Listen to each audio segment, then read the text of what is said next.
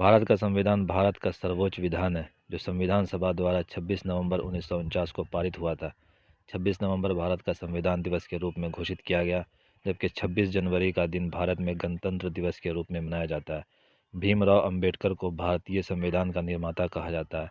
भारत का संविधान किसी भी डेमोक्रेटिक कंट्री का सबसे लंबा संविधान है। भारतीय संविधान सभा के लिए जुलाई 1946 में चुनाव हुए थे।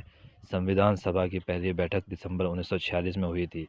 इसके फ़ौरन बाद देश को दो हिस्सों में बांट दिया गया था, भारत और पाकिस्तान। संविधान सभा भी दो हिस्सों में बट गई थी, भारत की संविधान सभा और पाकिस्तान की संविधान सभा।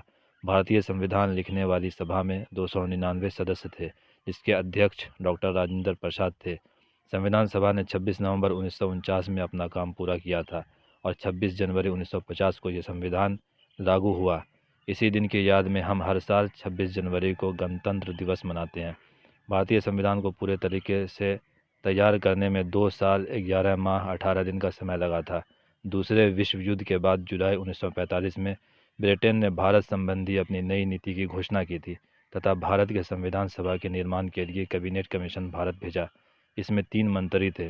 15 अगस्त 1946 के भारत के आज़ाद हो जाने के बाद संविधान सभा की घोषणा हुई और इसने अपना काम 9 दिसंबर 1947 से आरंभ कर दिया। संविधान सभा के सदस्य भारत के राज्यों के सभाओं के सदस्य के द्वारा चुने गए थे। डॉक्टर भीमराव अंबेडकर, मौलाना अबुल कलाम आज़ाद, जवाहरलाल नेहरू, राजेंद्र प्रसाद, वल्लभ भाई पटेल वगैरह इस सभा के मेन सदस्य थे। संविधान सभा ने 2 साल 11 महीना 18 दिन में कुल 114 दिन बहस की थी। यह संविधान भारत में लागू होने के बाद भारत एक लोकतंत्र और धर्मनिरपेक्ष देश घोषित हो गया। भारत का कोई धर्म नहीं है, लेकिन भारत में रहने वाले किसी भी धर्म को मान सकते हैं। हर धर्म को मानने वाले भारत के बराबर के शहरी हैं।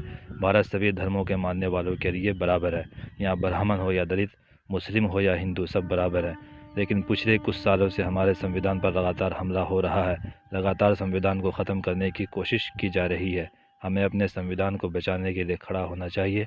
अगर भारतीय संविधान ख़त्म होता है, जो कि इतना आसान नहीं है, तो उसका सबसे ज़्यादा नुकसान दलित समाज को होगा। ये बात दलित समाज को समझनी चाहिए।